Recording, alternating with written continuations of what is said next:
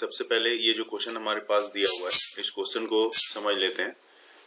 Question में क्या कह रहा है आपका कि a ray of light incident at an angle theta, जो भी एंगल थीटा से इंसिडेंट हो रही है on a refracting face of a prism. अब चूंकि दो रिफ्रैक्टिंग फेस है, प्रिज्म जिससे इमर्ज हो रही है, emerge from the other face, दूसरे फेस से नॉर्मली ये इमर्ज हो रही है। If the angle of the prism is 5 degree and the prism is made of material of refractive index, जिसका भी प्रिज्म बना हुआ है उसकी रिफ्रैक्टिव इंडेक्स 1.5 की है, तो हमें एंगल ऑफ इंसिडेंस बताना है कि वो कितनी होगी। तो ऐसे केस में सबसे पहले आप क्या किया होगा, आप यहाँ पे एक प्रिज्म बना लिया आपने।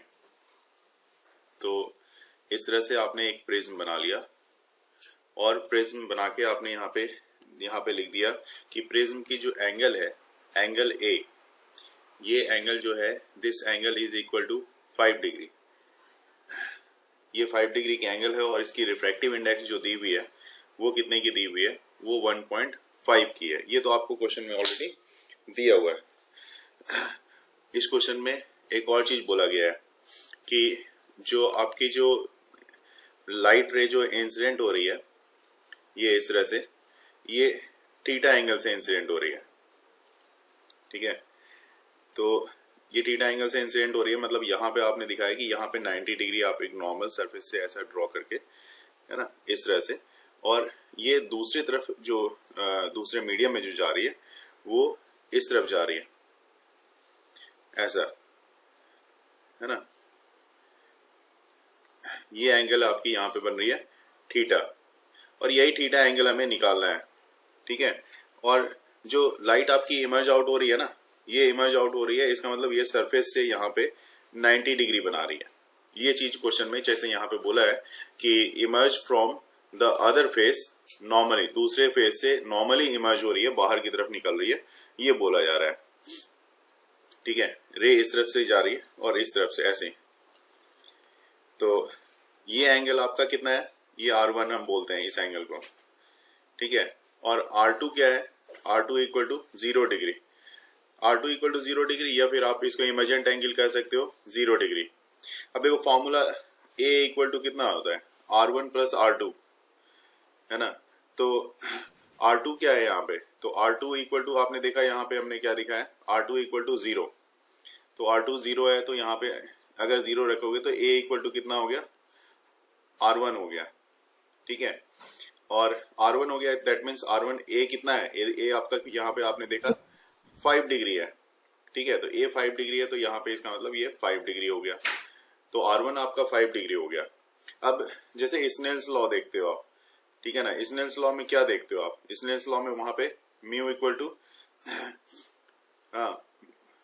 ये देखो, 1/sin c, क्योंकि यहाँ पे म्यू इक्वल टू अगर sine i by sine r है, तो आई आपके पास क्या है, थीटा है, तो इसका मतलब आप कह सकते हो साइन आई कर लो या sine theta by sine r कर लो। तो इसका मतलब साइन थीटा इक्वल टू कितना हो जाएगा, म्यू इंटू साइन आर। तो यहाँ पे sine theta equal to mu into sine R, यहाँ पे आप लिख दो म्यू इक्वल टू ये mu equal to sine theta by sine R, तो mu sine R equal to this one equal to हो जाएगा यहाँ पे साइन थीटा। तो म्यू 1.5 है और साइन आर, मतलब ये देखो यहाँ पे R1 आपने यहाँ पे लिया है, तो साइन R1 जो है ये R1 है आपका, तो साइन 5 डिग्री। और एक्चुअल में अब यहाँ पे आपको देखना पड़ता है कि साइन 5 डिग्री की वैल्यू क्या होती है, ठीक है। तो यहाँ पे आपको मैं बता दूं ये 1.5 है और साइन की वैल्यू जो है ये होती है यहाँ पे 0.08 के अप्रॉक्स, तो ये वैल्यू होती है। ये वैल्यू आपको यहाँ पे ध्यान रखना पड़ेगा। तो इसको मल्टीप्लाई करोगे तो 0.130, ठीक है। और यहाँ पे 5 तक आता है, तो इंटू 5 तक, मतलब थीटा इक्वल टू आपके साइन इनवर्स 0.1305, ये वैल्यू आती है, ठीक है। और अगर इनवर्स की वैल्यू अगर आप चेक करोगे, इसको वैल्यू अगर देखना चाहोगे, तो इसकी वैल्यू 7.5 डिग्री के इक्वल इसकी वैल्यू साइन थीटा की वैल्यू जो एंगल ऑफ इंसिडेंस का ये आ जाएगा। जो आपने सवाल पूछा था यहाँ पे क्या बोल रहा है कि सारी वैल्यू सबसे पहले आप देख लो, है ना, कि एक फेस है, ठीक है, एक फेस है, उसका फेस का मतलब वो फेस क्या है कि एक कंटेनर में फेस रखा हुआ है। तो ये मान लो, मेरे ख्याल से ये एनसीईआरटी का क्वेश्चन है।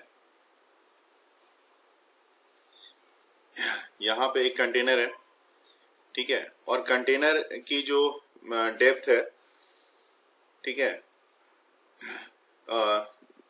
देखिए यहाँ पे जो आप बोल रहे थे कि ये फिश क्या कर रहा है, fish looking from the water, ये फिश जो यहाँ पे मैं बना रहा हूं, ये फिश जो है बेटा आपका ऐसा फिश बना दिया मैंने, और ये फिश वाटर से देख रहा है, ठीक है। अगर बिल्कुल सीधा देखेगा तो रे जो है बिल्कुल सीधी आएगी, पास करेगी, अनडिविएटेड रे पास करती है अगर नॉर्मली देखे ये फिश, तो है ना।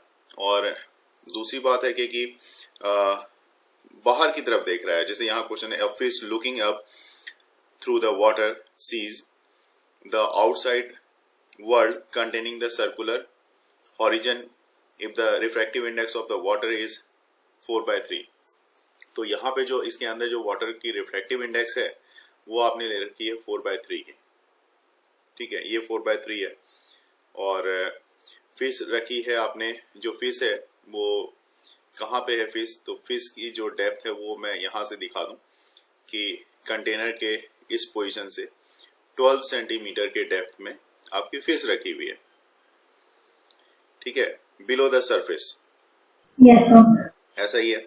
और आपसे पूछा गया है the radius of this circle in centimetre, तो सेंटीमीटर में आपको इस रेडियस का सर्कल बताना है। तो देखिए कैसे इसको सॉल्व किया जाए। इसको जो दिखेगा ना, ये कौन सा सर्कल दिख रहा है वो देखना हमारे लिए जरूरी होता है। तो देखो, चाहे यहाँ फेस हो या कुछ भी हो, उसको दिखेगा कुछ ऐसा, यहाँ पे ऐसा, यहाँ पे ये ऐसा, ठीक है, और यहाँ पे इस तरह से जब दिखेगा तो आगे जाके इस तरह से,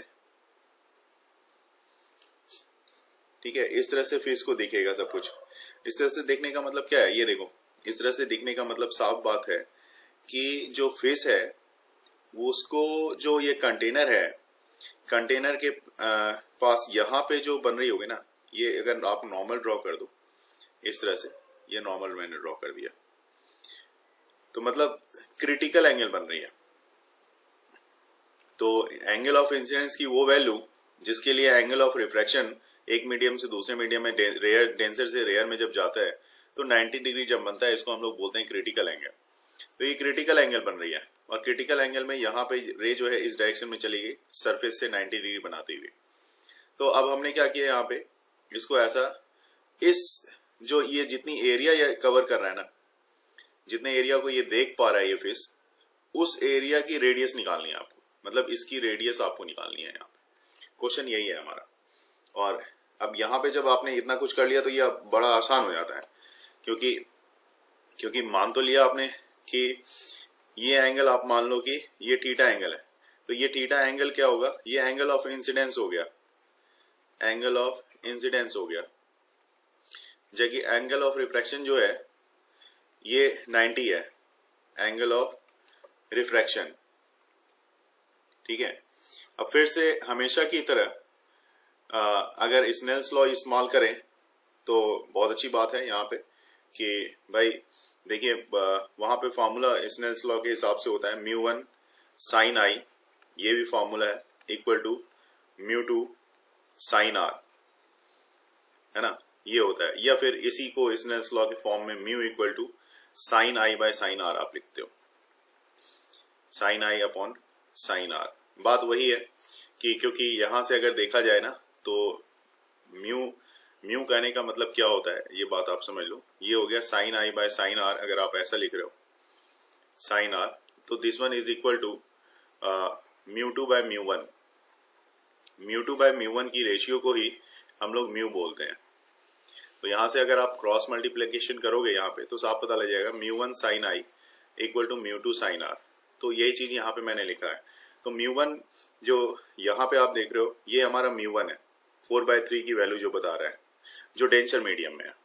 तो ये 4/3 साइन थीटा, क्योंकि एंगल ऑफ इंसिडेंस यहाँ पे मैंने दिखाया है कि एंगल ऑफ इंसिडेंट मैंने साइन थीटा ले लिया है, इक्वल टू μ2, चूंकि अब ये रेयर में जा रहा है, रेयर मतलब यहाँ पे एयर की तरफ ये मूव किया है, तो एयर के लिए μ2 1 होता है, इनटू एंगल जो बन रही है वो साइन 90, और साइन 90 तो आपको पता ही है वो 1 होता है ना। तो यहाँ पे 4/3 साइन 4/3 साइन थीटा सी कहने का मतलब ये अगर क्रिटिकल एंगल के इक्वल है तो दूसरी तरफ तो साइन 90 ही बन रहा है, तो साइन 90 यहाँ पे इसका मतलब क्या है, यहाँ पे ये 1 हो रहा है सिंपल। तो sine theta c equal to कितना हो जाएगा, 3/4। ठीक है, अब देखो ये जो जितनी एंगल यहाँ पे बन रही है ना, जितना एंगल यहाँ पे बन रही है सेम एंगल आपका यहाँ पे बन रहा होगा ऑल्टरनेट एंगल से। तो ये थीटा है तो यहाँ पे भी ये थीटा ही बना रहा होगा। ठीक है, ये आर है और ये यहाँ पे ये थीटा बना रहा है। Yes, sir. अब क्या है यहाँ पे इसका मतलब साइन थीटा सी कहने का मतलब क्या हो गया, साइन थीटा सी अगर इससे देखा जाए यहाँ पे, ठीक है, तो अब यहाँ से आप कॉस थीटा सी निकालो तो √1 माइनस 3/4 का स्क्वायर हो जाएगा। That means √1 16 minus 9 upon 16, that means कहने का मतलब √7/4 इसके इक्वल आ गया, ये आ गया कॉस थीटा। तो cos थीटा क्यों नहीं निकाला? हाँ, क्योंकि मैं चाहता हूँ क्या, देखो कॉस थीटा सी निकालने का मतलब क्या है कि मैं चाहता हूँ यहाँ पे tan थीटा सी निकालने के लिए, क्योंकि tan थीटा सी ऐसा है ना कि ये परपेंडिकुलर है और ये एंगल के सामने का ये परपेंडिकुलर और ये बेस है। मुझे ये पता नहीं, ये जैसे ये पता है मुझे 12 सेंटीमीटर का है, ठीक है, ये आर मुझे पता नहीं है। तो आर मुझे पता नहीं है, आर जब तक रेडियस नहीं निकलेगा तब तक मुश्किल है कि किसी का भी एरिया, ये जो एरिया है हमारा πr², इसको निकाल पाना थोड़ा मुश्किल होगा। तो इसलिए मैंने क्या किया, साइन थीटा सी से जब मैंने निकाला तो मैं सोचा कि चलो अगर ये इसका परपेंडिकुलर अगर आर को रिप्रेजेंट कर रहा है तो अगर आर किसी भी तरह से निकल जाए ना तो फिर हमारा रेडियस निकल गया तो ये एरिया निकालना आसान हो जाएगा। Okay sir. तो इसको आप क्या करोगे, यहाँ पे आप कर दिया आपने साइन थीटा सी अपॉन कॉस थीटा सी, है ना, कॉस थीटा सी। तो यहाँ से कितना आ जाएगा, यहाँ से ये आ जाएगा आपका 3/4 अपॉन में √7/4, ये आ जाएगा। तो 4 और 4 कैंसिल हो गया, ठीक है, तो ये कितना आ गया 3/√7, ठीक है। तो ये किसके इक्वल होगा, ये देखने वाली बात है। तो देखो ये आर, ये जो tan थीटा सी है, मैंने जैसे अभी बात किया tan थीटा सी जैसे √3/7 आया, √3/7 आया, और tan थीटा सी यहाँ से देखा जाए इस डायग्राम से तो परपेंडिकुलर क्या है हमारा, आर है, आर अपॉन क्या है, ये मैंने बताया 12 है। तो that means this one is equal to r upon 12। तो क्यों ना इस दोनों से हम आर की वैल्यू को डायरेक्ट देख सकते हैं यहाँ पे कि आर की वैल्यू यहाँ पे क्या आ रही है। तो अब कैलकुलेशन का पार्ट है यहाँ पे, और आर की वैल्यू यहाँ पे आप डायरेक्ट निकाल सकते हो। तो आर इक्वल टू आपके पास आ जाएगा, तो वो 3/√7 था, 3/√7 है ना, 36/√7 आ रहा है। हाँ 3/√7 है ये, और ये फिर आपका यहाँ पे बिल्कुल सही आपके पास आ रहा है 12 3 36/√7। तो रेडियस तो निकल गया अब, ठीक है, Yes, sir. रेडियस ही निकालना था ना हमें, Yes. रेडियस तो निकाल लिया हमने, रेडियस निकल गया। लेकिन अगर आपको एरिया निकालना है तो एरिया निकालने के लिए आप πr² कर लो, तो यहाँ से उसकी एरिया निकल जाएगी, जितने एरिया को ये फिश बाहर दूसरे मीडियम में देख पा रहा होगा, ठीक है। Okay, sir. जैसा कि इस क्वेश्चन में दिया हुआ है कि an object approaches a convergent lens. Convergent lens कौन सा लेंस होता है, डबल कॉन्वेक्स। डबल कॉन्वेक्स, बिल्कुल सही। Is left of lens with uniform speed 5 metre पर second and stops at the focus. The image कहाँ पे बनेगी और कैसी बनेगी, इसके बारे में बात की जा रही है। तो देखिए जब ऑब्जेक्ट जो है अप्रोच कर रहा है कन्वर्जेंट लेंस की तरफ, तो वैसे केस में डायग्राम की तो जरूरत है ही। डायग्राम के बारे में तो समझेंगे ही कि डायग्राम क्या कह रहा है। तो डायग्राम के बारे में देखो क्या होता है कि जैसे मैंने ये कन्वर्जेंट लेंस बना दिया, इसी में बना के मैं दिखा रहा हूँ ड्रॉ करके। ये कन्वर्जेंट लेंस बना दिया और यहाँ पे इस तरह से मैंने ले लिया। तो इसमें क्या होता है, ये फोकस होता है, यहाँ पे 2f होता है ना, ये 2f है, इधर भी 2f होगा और फोकस होगा।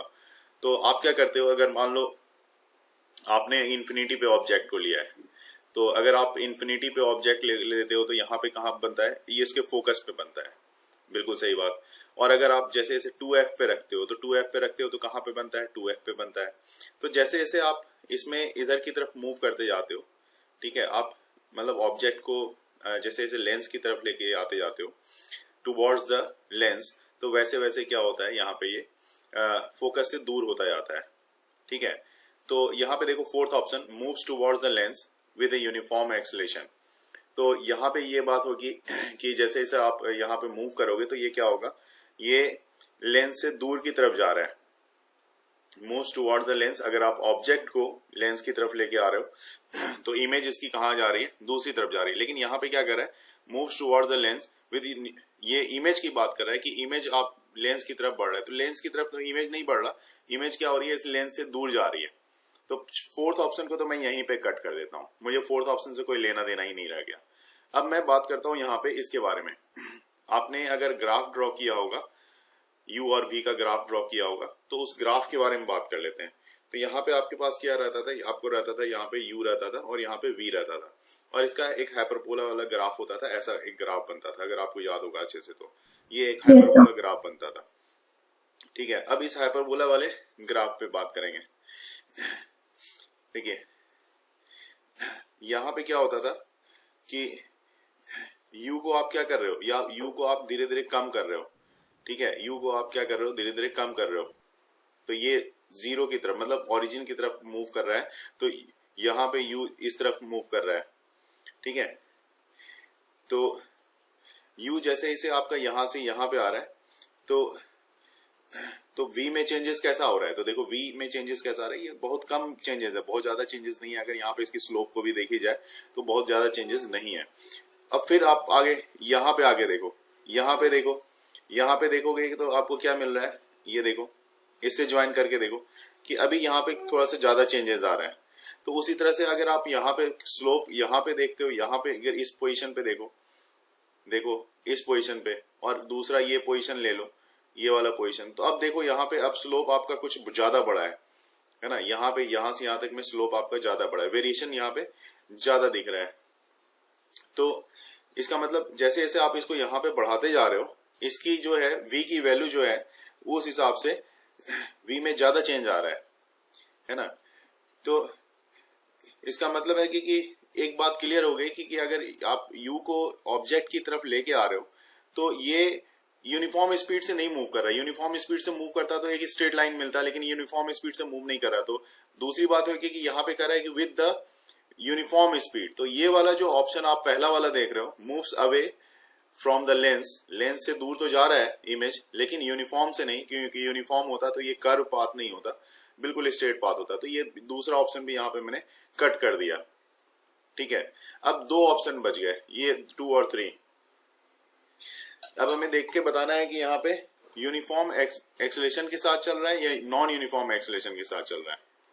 ठीक है, एक्सेलेरेशन क्या होता है, एक्सेलेरेशन होता है आपका change in velocity upon change in time.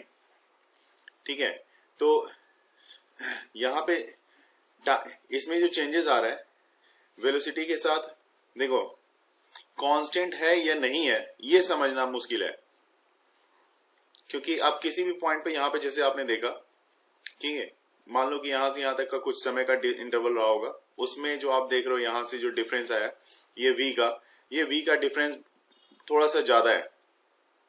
ठीक है, इस पर्टिकुलर टाइम के लिए कांस्टेंट है। तो और दूसरी जगह पे यहाँ पे देख रहे हो, अगर आप v की बात करोगे यहाँ पे देखो तो यहाँ पे थोड़ा सा कुछ और है, यहाँ पे v में जो वेरिएशन है। तो इसका मतलब है कि ये जो है यूनिफॉर्म नहीं है, ये जैसे moves away from the lens with uniform, तो ये यूनिफॉर्म नहीं है क्योंकि इसकी वेरिएशन ऊपर में थोड़ा सा ज्यादा है, इससे पहले वाले में थोड़ा सा कम रही है, तो यूनिफॉर्म नहीं है। इसका मतलब क्लियर सी बात है, moves away from the lens with non uniform acceleration के साथ ये चला गया है। ये बात यहाँ पे क्लियर हो जाती है। देखो बेटा, सबसे पहले यहाँ पे आपको क्या देखना है, क्वेश्चन में जैसे आपके पास दिया हुआ है कि radius of curvature of A curve surface of A plano convex, तो एक साइड प्लेन होगा और दूसरा कॉन्वेक्स होगा।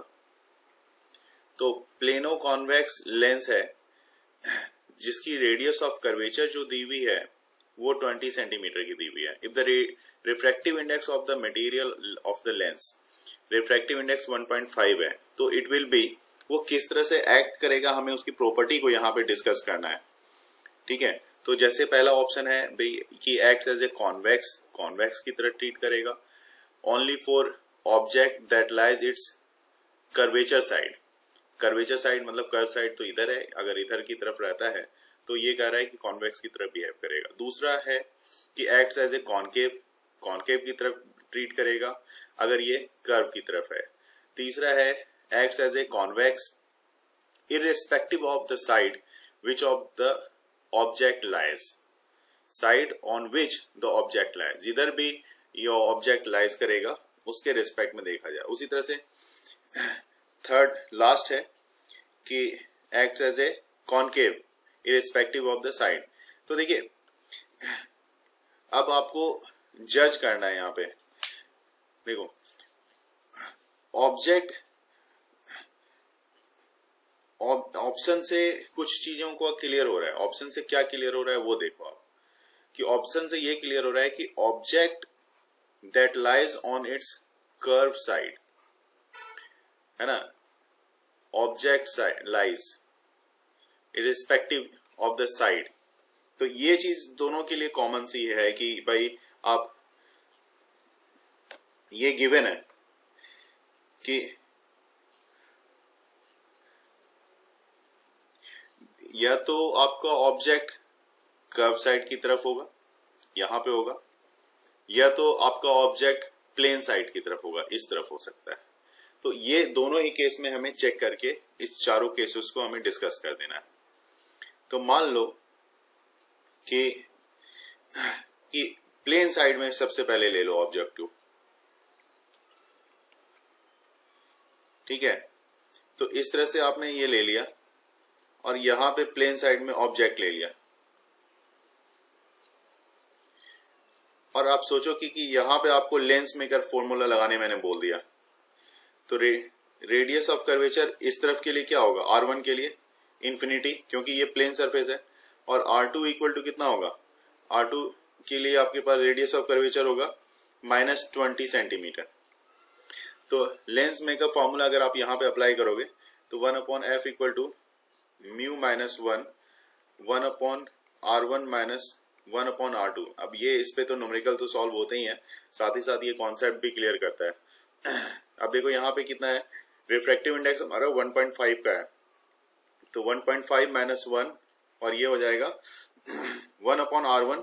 1/R1 कहने का मतलब कितना हुआ, R1 आपके पास इंफिनिटी है, तो 1/ इंफिनिटी समथिंग करोगे तो 0, अब -1/-20 ये आएगा। अब ये जब आ गया तो आप इसको सॉल्व करोगे तो 1/ आपके पास आ जाएगा 40।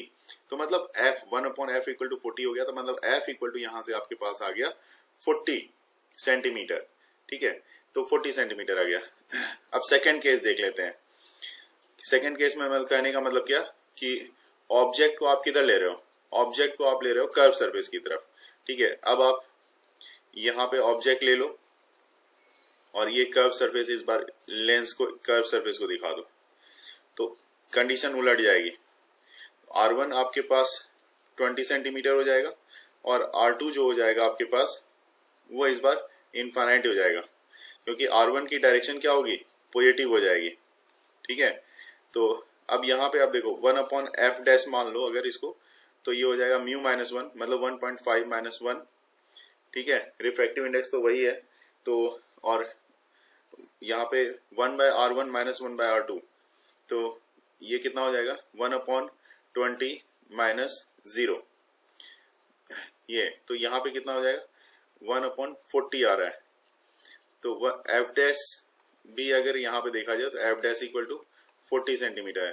तो दोनों केस में फोकल लेंथ तो सेम है हमारा, तो फोकल लेंथ क्योंकि इसका भी पॉजिटिव है और इसका भी पॉजिटिव है, तो इसका मतलब फोकल लेंथ किस में पॉजिटिव होता है? फोकल लेंथ पॉजिटिव होता है कॉन्वेक्स के केस में, इसमें भी और इसमें भी तब पॉजिटिव आ रहा है। इसका मतलब दोनों ही हमारा कॉन्वेक्स की तरह ट्रीट करेगा, चाहे आपका सरफेस प्लेन की तरफ हो चाहे आपका इसकी तरफ हो। तो अब यहाँ पे ऑप्शन देखो कौन सा सही है कि भाई acts as a convex irrespective of the side on which the object lies, चाहे जिधर भी लाइज करे, चाहे आपके प्लेन सरफेस की तरफ लाइज करे चाहे आपका दूसरे कर्व सरफेस की तरफ लाइज करे, दोनों ही केस में हमारा क्या करेगा, ये कॉन्वेक्स की तरह ट्रीट करेगा। क्लियर है? जैसे क्वेश्चन में ही कह रहा है कि आपके पास आप देख सकते हो यहाँ पे कि when the distance between the object and the screen is more than 4f, we can obtain the image of an object on the screen for the two positions of the lens. It is called displacement method. In one case, the image is magnified and in other case, it is diminished.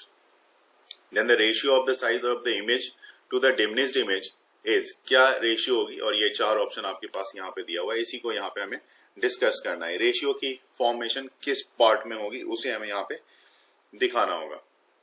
देखो displacement method में कैसे समझना है कि आप क्या करो यहाँ पे कि आपने यहाँ पे एक ऑब्जेक्ट ले लिया और इसकी ऑब्जेक्ट से लेंस की जो डिस्टेंस है वो कितनी है, u है। लेंस को हमें 2 पोजीशन में रखना होता है। यहाँ पे मान लो आपका स्क्रीन है ये, ठीक है, तो ये जो डिस्टेंस है ना, स्क्रीन और इसके बीच की डिस्टेंस, स्क्रीन और ऑब्जेक्ट की डिस्टेंस, वो d है।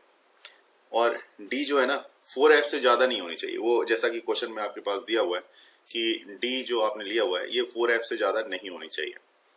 तो अब स्क्रीन की एक और पोजीशन, लेंस की एक और पोजीशन यहाँ पे मान लो आप इस तरह से जज करोगे कि ये लेंस यहाँ पे है, ठीक है, क्योंकि 2 पोजीशन हमें देखनी होती है यहाँ पे, तो एक पोजीशन लेंस की मैं यहाँ पे कंसीडर कर रहा हूँ। अब ये डिस्टेंस कि एक लेंस यहाँ से यहाँ तक की डिस्टेंस है और दूसरी डिस्टेंस ना आपकी ये कुछ ऐसी है, और ध्यान रखेंगे कि ये दोनों के बीच की जो डिस्टेंस है ना, जो यहाँ से मैं ले रहा हूँ ऑब्जेक्ट से लेंस की डिस्टेंस और स्क्रीन से लेंस की डिस्टेंस, यहाँ पे कुछ इस तरह से रखते हैं कि दोनों की डिस्टेंस यहाँ से सेम होती है, और सेम डिस्टेंस के साथ साथ यहाँ पे जो गैप होता है ना, यहाँ पे दोनों के बीच, दोनों लेंस की पोजीशंस के, दोनों लेंस की जो अलग अलग पोजीशन है, पहली पोजीशन, फर्स्ट पोजीशन और सेकंड वाली पोजीशन के बीच एक गैप होता है, तो ये जो गैप है यहाँ पे उसको मैं दिखा रहा हूँ, ठीक है। तो पहली बात की कि यहाँ पे आप देख सकते हो फर्स्ट में कि इधर का u, ये वाला जो u है और इधर का ये u, दोनों की डिस्टेंस सेम है, दोनों इक्वल डिस्टेंस है, ठीक है। अब जहां तक v की बात करें तो पहले का v, ये वाला देखो आप, मैं कलर चेंज करके दिखाता हूँ यहाँ पे, ये जो डिस्टेंस है ना ये v है, स्क्रीन से देख रहा हूँ मैं, कहाँ से देख रहा हूँ, ये v, तो ये जो v है ये v और दूसरा v, ठीक है, ये आप देखो यहाँ पे ये जो v है इसका दिखा दिया मैंने। तो अब इसमें आप यहाँ पे थोड़ा सा जज करना पड़ेगा आपको, कैसे देखना है। दूसरे केस में देखो यहाँ पे u की जो वैल्यू होगी ना आपकी, ये u की वैल्यू v के इक्वल हो जाएगी, ठीक है, u की वैल्यू किसके इक्वल हो जाएगी, v के। ये जो u है ना, ये इसकी वैल्यू जो है ये v के इक्वल, चूंकि यहाँ पे देखो आप यहाँ पे v के इक्वल दिखा रहे हो, तो ये u की वैल्यू यहाँ पे आपको v के इक्वल लेनी पड़ेगी दूसरे केस में, ध्यान रखना है, क्योंकि ये कंडीशन में ज्यादातर हमारी प्रॉब्लम आती है, ठीक है। कैसे किया हमने फर्स्ट केस में आपका ये ऑब्जेक्ट डिस्टेंस था, ऑब्जेक्ट डिस्टेंस को आपने u से लिखा, बिल्कुल सही बात, यहाँ से u से लिखा क्योंकि, और स्क्रीन पे आपको इमेज दिख रही थी, तो स्क्रीन पे इमेज की डिस्टेंस को, ये v को आपने v लिखा, u को आपने u लिखा, इमेज आपकी v पे बन रही थी तो आपने इसको v लिखा फर्स्ट केस में। सेकंड केस में मैंने क्या बोला आपको कि बराबर डिस्टेंस पे, जितने डिस्टेंस पे इसको रखा है उतने डिस्टेंस पे इसको रखा है। अगर मैं इस लेंस को इतने बराबर ही डिस्टेंस से यहां पे शिफ्ट कर दूं, यहां से यहां पे शिफ्ट कर दूं, तो क्या ये ये जो u हमारा था ये v के इक्वल नहीं हो जाएगा? v के डिस्टेंस के इक्वल नहीं हो जाएगा? v मतलब इमेज नहीं, v मतलब ऑब्जेक्ट की डिस्टेंस के इक्वल हो जाएगा ना। अब u की वैल्यू इस तरह से यहाँ पे v हो गई, लेकिन अब देखो इसका मतलब है क्या?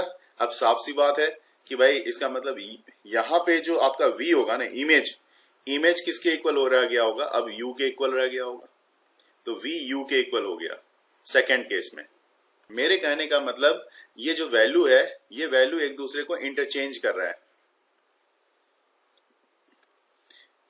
m1 जो हमारा होगा यहाँ पे, m1 equal to I1 bye O, और m2 जो होगा आपका वो I2 बाय O। मैग्निफिकेशन की वैल्यू क्या होती है? v बाई u, लेंस के लिए होती है। तो m1 इक्वल टू कितना हो जाएगा? v बाई u पहले केस में, और दूसरे केस में क्या हो जाएगा? m2 इक्वल टू, अब उल्टा वैल्यू है, यहाँ पे u की वैल्यू v है, तो u बाई v हो जाएगा, ये m2 हो गया और ये m1 हो गया। ठीक है, तो नेट मैग्निफिकेशन की बात करें तो m1 इंटू m2, ठीक है ना, तो m1 इंटू m2 ये नेट मैग्निफिकेशन, मतलब I1 into O, I1 into I2 upon O का स्क्वायर कह सकते हो आप, कोई दिक्कत नहीं है। थोड़ा सा और स्क्रीन को ऊपर ले जाते हैं, ये ऐसा हो जाएगा, और फिर आप यहाँ पे करोगे इसको v by u into u by v, अब I1 into I2 upon O square, ये तो 1 हो जाएगा कैंसिल होके, क्योंकि v भी कैंसिल होगा, u कैंसिल होगा, into O square equal to I1 into I2, तो इसका मतलब O इक्वल टू हो जाएगा under root I1 into I2। इसका मतलब साइन ऑफ ऑब्जेक्ट कितना हो गया? साइन ऑफ ऑब्जेक्ट जो है under root I1 into I2। अब देखो आपने जो ऑप्शन दिया है उस ऑप्शन के हिसाब से यहाँ पे under root I1 into I2 किसी में तो नहीं है। No sir. फाइनल आंसर आएगा अगर वैल्यू भी रखोगे तो ये वाला फर्स्ट वाला आएगा कि d प्लस डी का square by d minus D का स्क्वायर। यहाँ पे मैं दिखा रहा हूँ, ये स्क्रीन है और एक तरफ लेंस ले लिया हूँ मैं, देखो ये लेंस ले लिया मैंने, और लेंस से मैं यहाँ पे दिखा रहा हूँ आपको कि इस तरफ यहाँ पे इस जगह पे आपका ऑब्जेक्ट है। मान लो आपकी ऑब्जेक्ट की जो डिस्टेंस है वो लेंस से x डिस्टेंस पे दिखा दिया मैंने, ये x डिस्टेंस पे, और एक और पोजीशन जो लेंस की मुझे देखनी होती है वो दूसरी पोजीशन, एक्सपेक्टेड पोजीशन दूसरी वाली, वो यहाँ पे है, जो कि मान लिया कि मैंने ये इस दोनों के बीच का जो गैप है ये स्मॉल d का है, ऐसा मान लिया मैंने। पूरी तरह से कैलकुलेट करके देख लेंगे तो नेचुरल सी बात है कि ये जो डिस्टेंस होगी ऑब्जेक्ट से, इसकी जो डिस्टेंस होगी x प्लस डी की पोजीशन होगी दूसरे वाले लेंस की, और पूरा जो डिस्टेंस है इस ऑब्जेक्ट से यहाँ तक का जो डिस्टेंस है वो हमारा है कैपिटल D का, स्क्रीन से लेके, क्योंकि ये हमारा स्क्रीन है और स्क्रीन से लेके जहां पे हमारे पास ऑब्जेक्ट ली गई है वो कैपिटल D का डिस्टेंस है। ठीक है, अब दो अलग अलग पोजीशन के कारण जो इमेजेस बनेगी, दो अलग अलग, तो एक बार लेंस इस जगह पे फर्स्ट पोजीशन पे रखा हुआ होगा तो उसकी इमेज जो बनेगी, और सेकंड पोजीशन पे जो रखा हुआ होगा उसकी जो इमेज बनेगी उसका रेशियो हमें देखना है। ठीक है, तो लेंस फॉर्मूला के हिसाब से मूव करते हैं। देखिए लेंस फॉर्मूला क्या है हमारा, 1/f equal to 1/v minus 1/u, है ना। तो अब यहाँ पे आप देखो तो ये हर एक का डिस्टेंस भी यहाँ पे देखेंगे एक बार। तो देखो यहाँ से अगर मैं देखूँ यहाँ से इसकी डिस्टेंस, ठीक है, इसकी डिस्टेंस मैं यहाँ से देखना चाहता हूँ, तो देखो टोटल डिस्टेंस तो कैपिटल D है और कैपिटल D में माइनस x करना पड़ेगा, तो d माइनस x की डिस्टेंस होगी स्क्रीन से इस तरफ से देखा जाए तो, तो यहाँ पे आप जैसे 1/f ले रहे हो, तो देखो पहले वाले केस को मैं यहाँ पे डील कर रहा हूँ पहले। तो पहले वाले केस को मैं दिखाऊंगा सबसे पहले। तो यहाँ पे आप क्या लिखोगे फर्स्ट केस में, ये फर्स्ट केस आप मान लो, फर्स्ट लेंस का जो केस है, जैसा कि मैंने पहले भी डिस्कस कर दिया। तो ये 1/f इक्वल टू कितना होगा आपका 1/v। v कितना है देखो जरा, ये v है ना, फर्स्ट पहला वाला लेंस के लिए ये हमारा v होगा ना, Yes, sir. ये v है ना, जैसा कि हमने यहाँ पे डिस्कस कर ही रखा है। ठीक है, तो ये v मतलब v कहने का मतलब यहाँ पे हमारे पास फर्स्ट केस में v equal to d minus x. ठीक है, तो यहाँ पे आपके पास हो गया d minus X minus 1/u। तो 1/u की भी बात कर लेते हैं। तो देखो 1/u कितना होगा, 1/x. माइनस एक्स ले लें Yes, sir. क्योंकि निगेटिव में होगा, ऑब्जेक्ट की पोजीशन है ना। तो अब देखो कितना हो जाएगा, this one is equal to 1/f 1/d minus x plus 1/x, ऐसा हो जाएगा। और अब कैलकुलेट करेंगे, that means x plus d minus x upon x into d minus x. ठीक है, और x कैंसिल हो गया, तो 1/f। अब थोड़ा सा ऊपर कर लेते हैं और 1/f की वैल्यू को यहाँ पे लिखता हूं मैं। 1/f इक्वल टू कितना आ रहा है हमारा, तो d बाय, देखो कितना आ रहा है, d by x into d minus x. तो फर्स्ट केस के लिए आपने ऐसा ले लिया, बिल्कुल ठीक है, यहाँ तक कोई दिक्कत ही नहीं है। सेकंड केस पे आते हैं अब। तो यहाँ पे देखते जाएंगे कि इसके साथ साथ सेकंड केस भी करना है।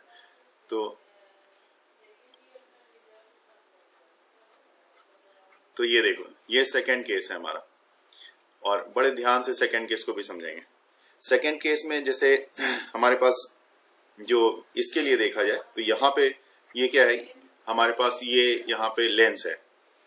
तो अगर मैं इसको v डैश से लिख दूं, तो v डैश इक्वल टू कितना हो जाएगा हमारा, तो v डैश हो जाएगा, देखो यहाँ पे, हाँ बताइए, X हो जाएगा सर।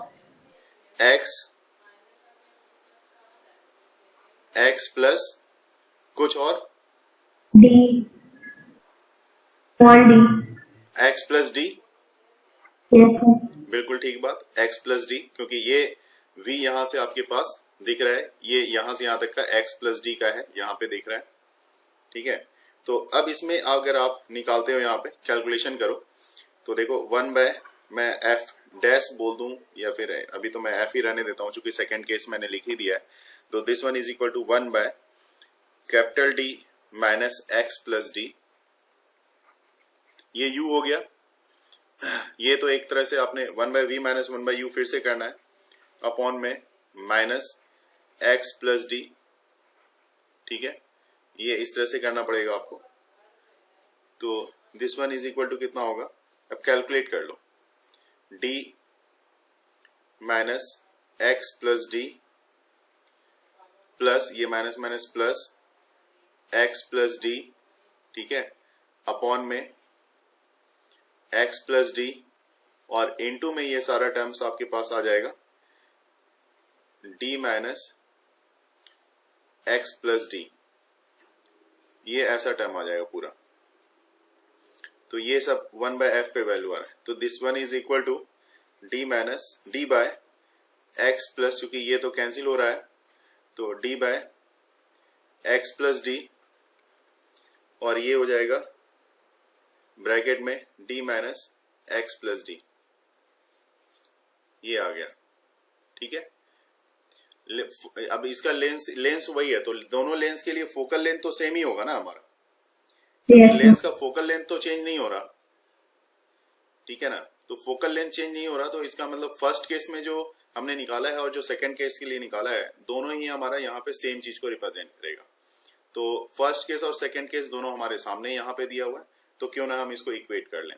तो आइए यहाँ पे देख लेते हैं, ये पहला वाला जो केस है और दूसरा वाला केस।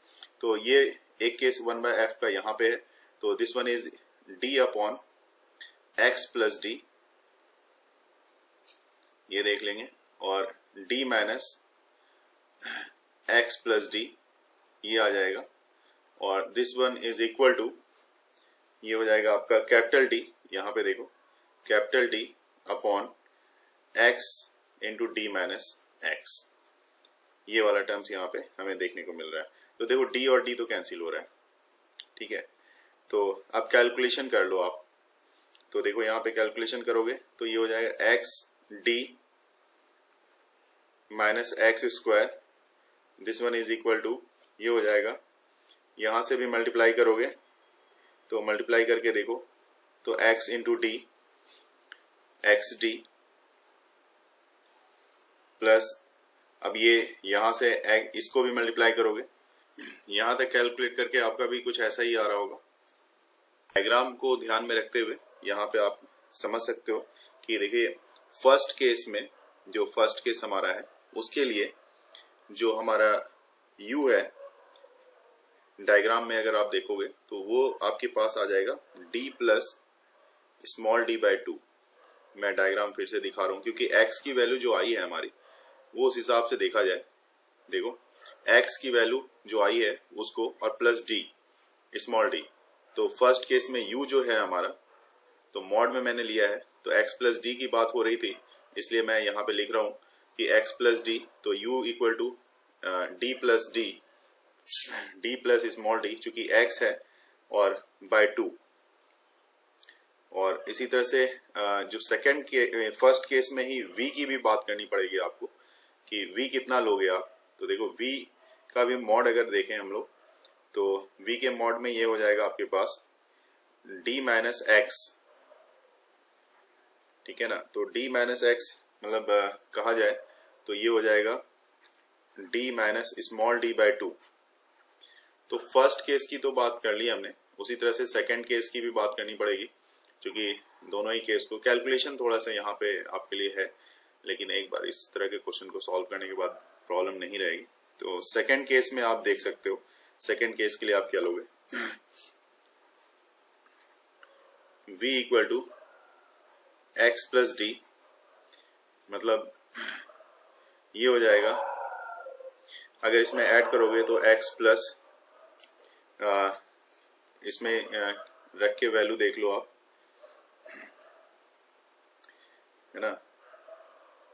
तो यहाँ पे आप d प्लस 3d बाई 2 इस तरह का कुछ वैल्यू आएगा, क्योंकि यहाँ पे ऊपर के कैलकुलेशन में भी मैं आपको दिखाना चाहूँगा कि क्या किया है मैंने। जो यहाँ पे रह गई उसको आप देख लो, ये यहाँ पे बेटा माइनस डी स्क्वायर होगा, ठीक है ना। यहाँ पे आप चूंकि माइनस साइन को जब अप्लाई करोगे तो माइनस डी स्क्वायर होगा।